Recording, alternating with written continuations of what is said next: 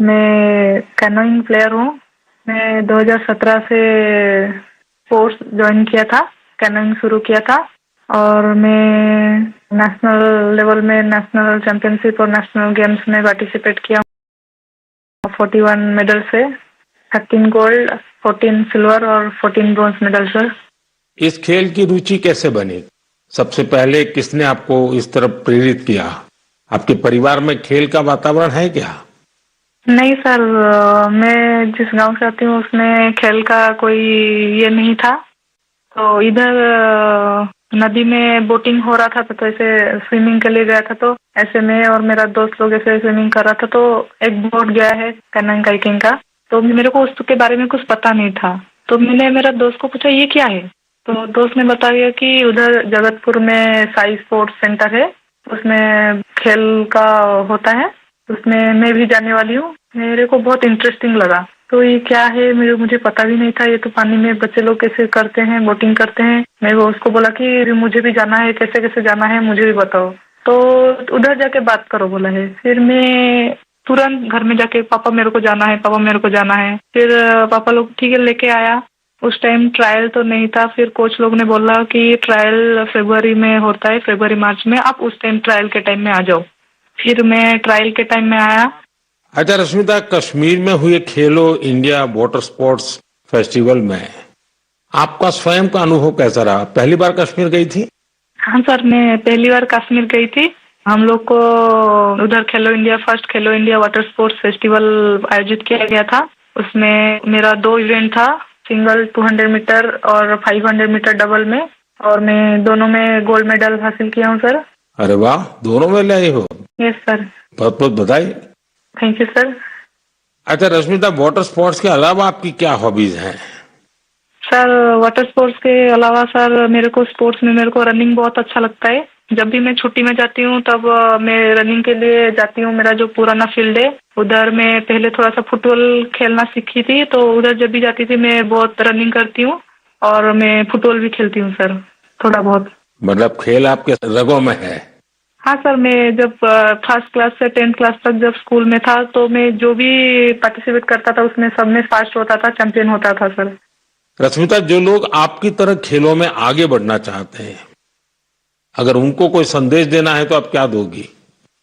Sir बहुत सारे बच्चे, उनको घर से निकलना भी मना होता है, और लड़की हो बाहर में कैसे जाओगे, और किसी किसी का पैसा का दिक्कत की वजह से वो लोग खेल छोड़ रहे हैं। और ये जो खेलो इंडिया का स्कीम हो रहा है उसमें बहुत सारे बच्चों को पैसा का भी मदद मिलता है और बहुत सारे बच्चों को बहुत सारे हेल्प मिल रहा है। उसके वजह से बहुत सारे बच्चे आगे जा पा रहे हैं। और मैं बोलूंगी सबसे कि खेल को छोड़ो मत, खेल से बहुत आगे जा सकते हैं। तो खेल तो एक खेल है लेकिन उसमें शरीर का हर अंश स्वस्थ भी रहता है, और खेल को आगे लेके इंडिया को मेडल दिलवाना हमारा कर्तव्य है सर।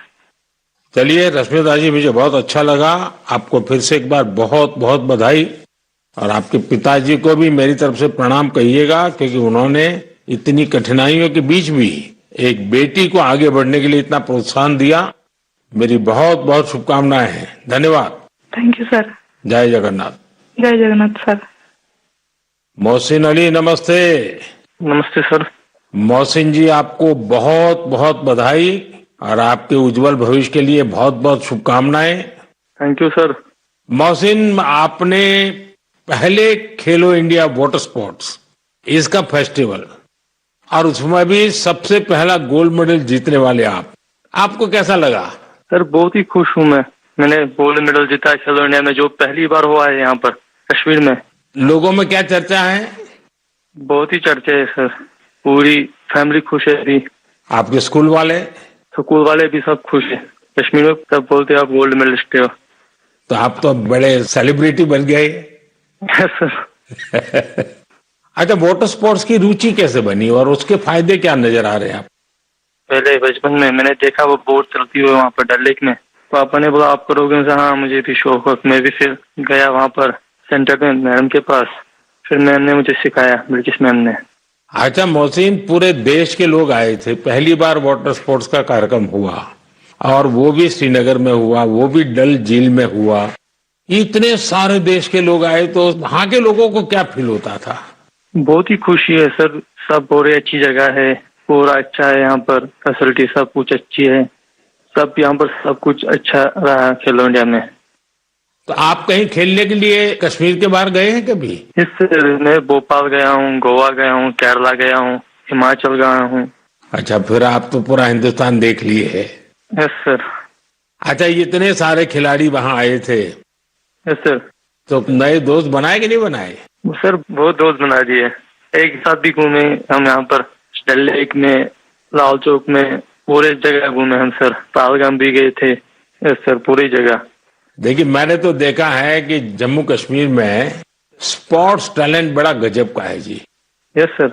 हमारे जो जम्मू कश्मीर के नौजवान है, वो देश का नाम रोशन करे, इतना सामर्थ्य है उनके अंदर, और आपने करके दिखाया है। सर मेरा ड्रीम है ओलंपिक में मेडल जीतना, वही ड्रीम है। वाह, शाबाश, वही ड्रीम है सर। देखिए, आपसे सुन करके ही मेरे तो रोंगटे खड़े हो गए। सर अभी वही ड्रीम है मेरा, ओलंपिक में मेडल जीतना, देश के लिए नेशनल एंथम बजाना, बस वही ड्रीम है मेरा। मेरे देश का एक मजदूर परिवार का बेटा इतने बड़े सपने देखता है, मतलब ये देश बहुत आगे बढ़ने वाला है। सर बहुत आगे बढ़ने वाला है, हम शुक्रगुजार है इंडिया गवर्नमेंट का, जिनने इतना यहाँ पर खेलो इंडिया या यहाँ पर पहली बार हुआ है सर। तभी तो तुम्हारा स्कूल में भी जय जयकार चलता होगा। Yes sir. चलिए मोहसिन, मुझे बहुत अच्छा लगा आपसे बात करके, और मेरी तरफ से आपके पिताजी को विशेष रूप से मेरा धन्यवाद करना, क्योंकि उन्होंने मजदूरी की जिंदगी जी करके भी आपकी जिंदगी बनाई है, और आपने अपने पिताजी के शब्दों पर बिल्कुल आराम किए बिना 10 साल तक तपस्या की है। ये खिलाड़ी के लिए बहुत बड़ी प्रेरणा होती है, और आपके कोच को भी मैं बहुत बधाई देता हूं कि जिन्होंने आपके पीछे इतनी मेहनत की। मेरी तरफ से बहुत बहुत शुभकामनाएं, बहुत बहुत बधाई भैया। थैंक यू सर, नमस्कार सर, जय हिंद। साथियों, एक भारत श्रेष्ठ भारत की भावना देश की एकता, देश के विकास के लिए बहुत जरूरी है, और निश्चित तौर पर खेल इसमें बड़ी भूमिका निभाते हैं। और इसलिए ही तो मैं कहता हूं, जो खेलता है वो खिलता है। All right, that was Prime Minister Narendra Modi addressing the nation in his 125th episode, talking about the disasters that have struck the country and also highlighting achievements of India in sports sector, specifically while speaking to younger participants of Khelo India.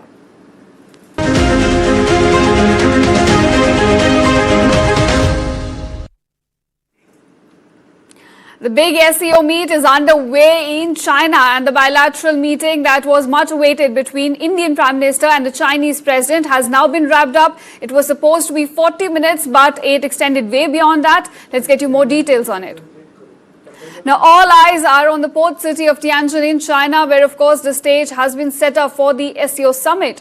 And what was standing out was a bilateral meet set to take place between the world's most powerful leaders, Chinese President Xi Jinping and Prime Minister Narendra Modi.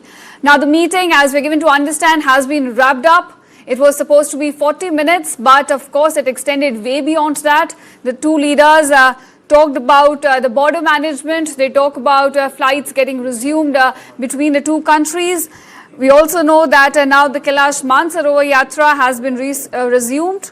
And we also understand the two leaders here in the bilateral meet are committed to taking the relationship between India and China forward on the path of mutual trust, respect and sensitivity. So these are the crucial principles that are now going to be guiding the relationship between the two nations. Now, on this story, I also have with me Ambassador Veena Sikri, former Indian diplomat, and I also have Manish Chand, the CEO, Center for Global India Insights, joining me, in fact.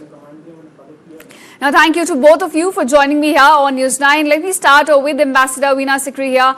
Ambassador, help us understand, according to you, we now know the outcome of this bilateral meet. How do you look at this? And according to you, what's your takeaway from this meet?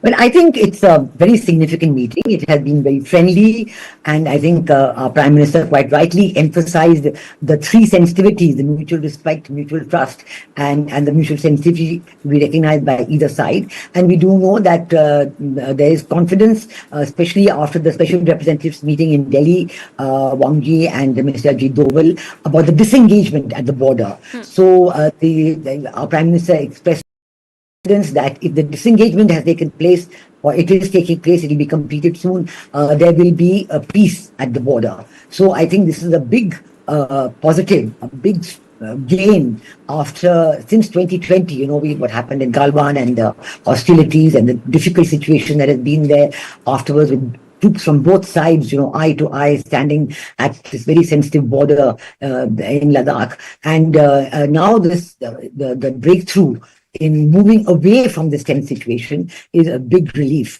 Then we come to the question of trade and, people-to-people contact about, the Chinese tourist visas being resumed and they will come to India, about the Kailash Mansarovar Yatra having been resumed. And all these are confidence-building measures. They are very important aspects of the determination of both leaders to have a period of peace and stability and shared prosperity between the two countries. So I do hope that this will lead to a continuous process. For example, when Foreign Minister Mann Ki was in India, he had promised that yes, he's going to resume the rare earths supplies and the tunnel boring machine supplies and the fertilizer supplies. So we have to hope that these are all going to be implemented and they will actually happen in the next few weeks and months. So I think that this is now the stage that when the ice has been broken, the thaw has set in with the meeting at the highest level. We do hope now that it will be carried forward at all levels through the implementation. And I think this is also building upon the very successful visit of our Prime Minister to Japan. This also has a big role to play that, our Prime Minister had a very successful meeting in Japan. Defense and security ties with Japan have stepped up enormously. Investments from Japan have stepped up enormously. So I think all this contributes greatly to the positive trend which is being continued in this meeting between President Xi Jinping and Prime Minister Modi. And we're looking forward to this being built upon in subsequent weeks with other meetings and visits. All right, Ambassador. So that's a big takeaway here. That thaw has set in when it comes to ties between India and China, of course. Now, I want to ask you here, because we cannot ignore the context. You see, Donald Trump has imposed 50% tariff on New Delhi. India is looking to diversify its trade partners as well. So in that context, I want to understand this. India participating in SCO summit, giving more weightage to an organization like that. Is this strategic calculation, or is this strategic necessity, or is this strategic autonomy, in fact? I think very clearly this is strategic autonomy in action. Okay. This is multi-alignment. And India has always said that we believe in strategic autonomy. So we are definitely wanting to, and it's not a zero-sum game. We do not see foreign policy as a zero-sum game that because there's a difficulty with Trump, so we will do this. No, we have always looked at each aspect and each issue in its own light, on its own strengths and merits. And of course, the issue with the tariffs and President Trump, that is being tackled in its own way, and we have said very clearly to President Trump's team and to all the negotiators from the American side that we have 3 red lines that we will not cross. Number 1, on trade and tariffs, we will stand by the interests of Indian farmers and Indian dairy producers and Indian fishermen and Indian micro and small entrepreneurs. We will not give up their rights under any circumstances. Secondly, we will continue to buy oil from Russia. We are not going to, give in on this. This is our strategic autonomy. We will buy oil from whichever source is in the best interest of the people of India and in the growth of for the growth of the Indian economy. The third is that we will not accept third-party mediation from any country, This is, as far as India and Pakistan is concerned, it has to be bilateral. There is no question of any third-party mediation. Now, based on all this, the talks with America are going. Now, at the same time,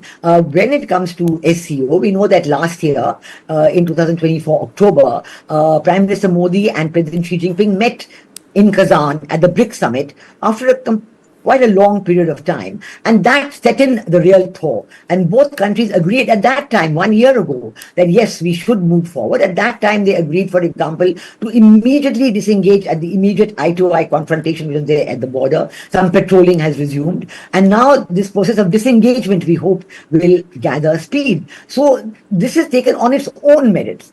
Of course, it is true that when Foreign Minister Wang Yi was in India, he did speak, he did criticize the unilateral tariffs being imposed by Trump. Right. He described some of the action as bullying and all that. But these are, independent of each other. And our visit to Japan, that was on its own strength.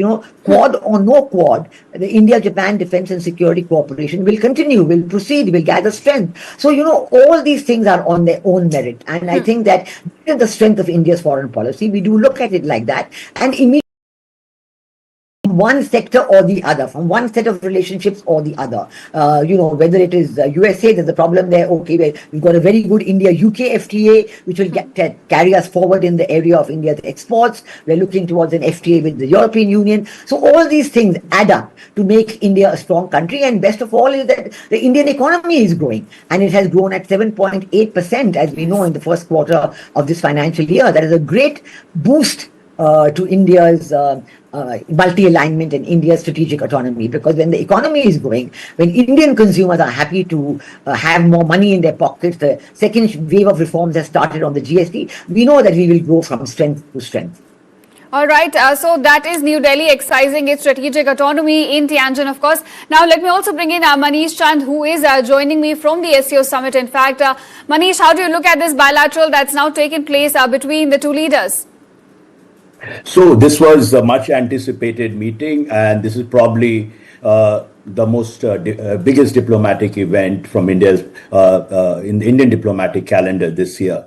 Now there is a lot at stake, and from what I can make out, I'm right here and also talking to a lot of people. What we saw was a very positive message coming out from Prime Minister Modi's opening statement, where he says we are committed to advancing the process of reconciliation, the peace building, and all that.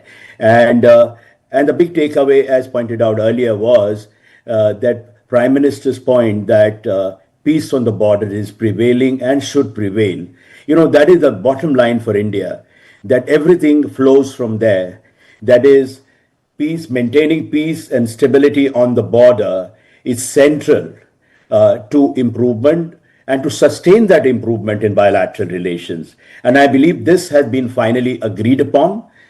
We don't exactly know what are the subjects that were discussed and what decisions arrived at, but what I can make out from my sources is that there is some progress on the long pending de-escalation of troops. I think that will be a major confidence building measure. And, this all builds on some of the things that were discussed at the SR talks in Delhi between National Security Advisor Ajit Doval and Chinese Foreign Minister and SR Wang Yi. And they agreed to set up 3 border-specific mechanisms. And this round of talks between the leaders have further reinforced that. And another important development to note is that, the 2005 guiding principles and political parameters have been reinforced as the basis for durable boundary settlement sometime in the future. But more importantly, the importance of this meeting lies in messaging, positive messaging, and reflecting very strong political will on both sides to turn around relations.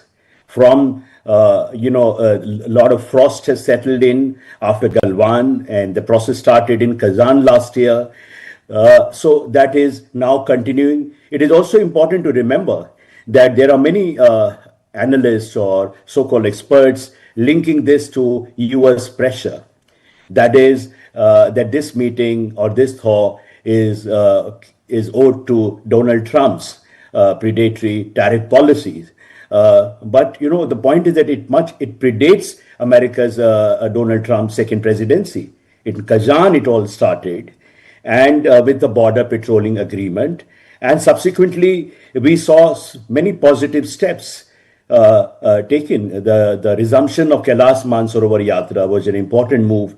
Then the decision to resume flight, which I guess after the talks, when we get to hear both sides, readouts, that the flights between resumption of direct flights will be, I expect that to be formally announced. And also a very important thing on the people-to-people front, that there is now a convergence that, apart from, diplomatic and G2G relations, government to government, we need to bolster and strengthen people-to-people and cultural relations. And in this regard, there was a mechanism that was set up for people-to-people and cultural exchanges in 2018.